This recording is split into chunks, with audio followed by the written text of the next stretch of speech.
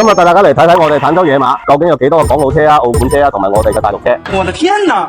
咁今日呢台 R350咧就係過嚟我哋野馬整備全車兩外翻新啦，同埋一個頂棚嘅修復嘅。咁佢依家嘅頂棚咧時間長啊，天氣熱啦，佢就會塌咗落嚟啦。嗱，咁我哋野馬都會幫佢修復翻好似新嘅咁嘅。咁跟住呢邊一台阿爾法，咁呢台阿爾法咧就過嚟我哋野馬選擇咧幫佢換呢4張前後獨立座椅。咁呢一邊台都係阿爾法嘅，咁佢係過嚟我哋呢度咧係選擇同佢一個座椅嘅局部拉皮嘅。座椅局部拉皮係點做咧？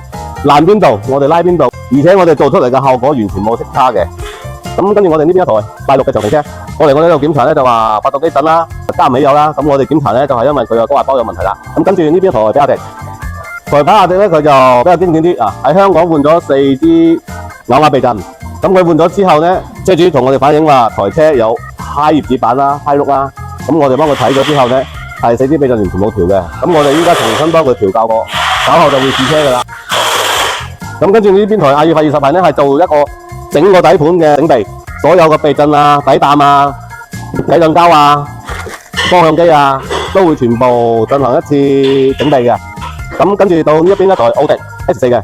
咁佢都係過嚟我哋呢度檢修一個漏油漏水嘅，咁我哋依家都幫佢搞掂噶啦。咁跟住依家一台斯巴魯，呢台斯巴魯咧就係做一個內外全車翻新噶啦。無論你係咩車咩問題，我哋都會用我個專業征服你。收車記得關注野馬九爺。